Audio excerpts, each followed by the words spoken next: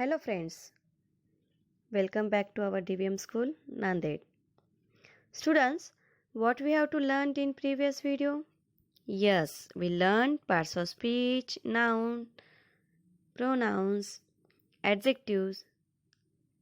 Okay, now in this section we will learn about the verbs. We can see here verbs. Very good. Then what is meant by verb? Okay. A verb is a word that shows an action and completes the meaning of sentence. It shows an action, a state, or a process. Example form: I want a pen. He is giving a speech. My mother tastes the curry.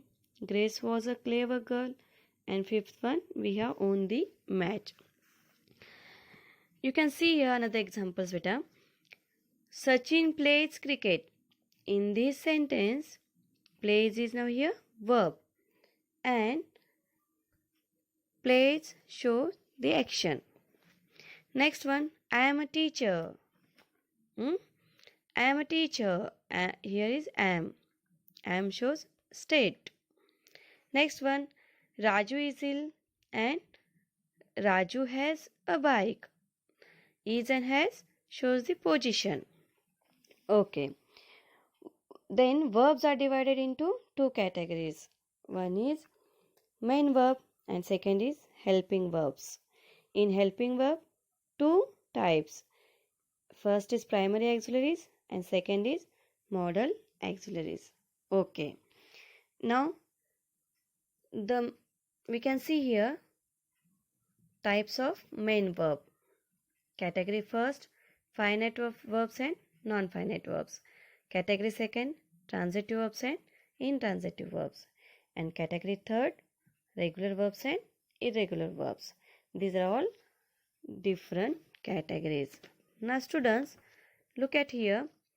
First one, finite and non-finite verbs. What is meant by finite? What is the difference between finite and non-finite verbs? Yes, finite verbs are verbs that change their forms when there is a change in the person and number of the subject. Example for he walks home. She plays carom. He plays cricket.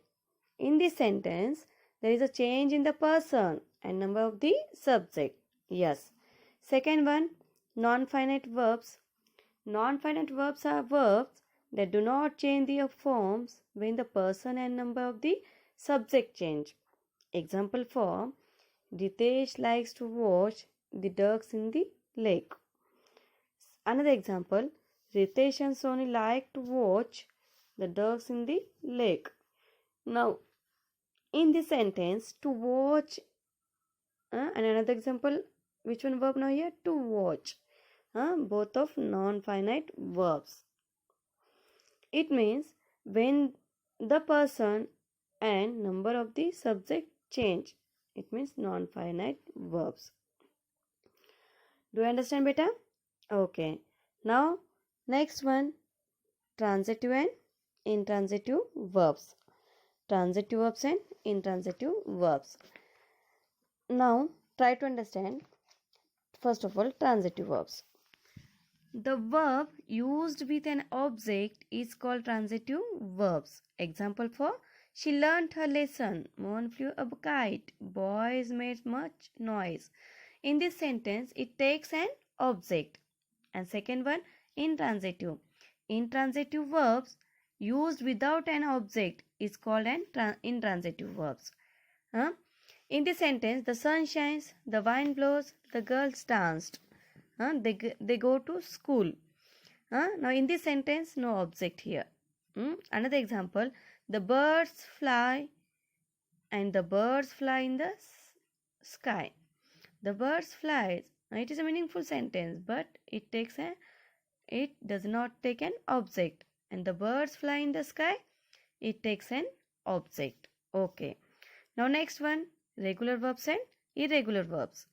Regular verbs by adding d, ed, t verbs to base form.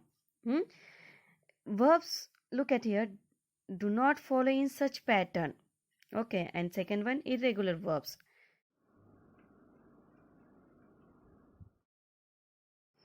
Irregular verbs do not follow any such pattern. We cannot form just by adding a specific character. Now, what is the difference between regular and irregular speech? Regular verbs in base form play, played, played. Base form play, past played, and future played. Okay, these are all example of regular verbs. Now second one, irregular verbs. Irregular verbs do not follow any such pattern. We cannot form just by adding specific. Example form, put, put, put. In base form put, past form put, and participle also put. Another example, go, went, gone, come, came, come. Okay, now next one, auxiliaries.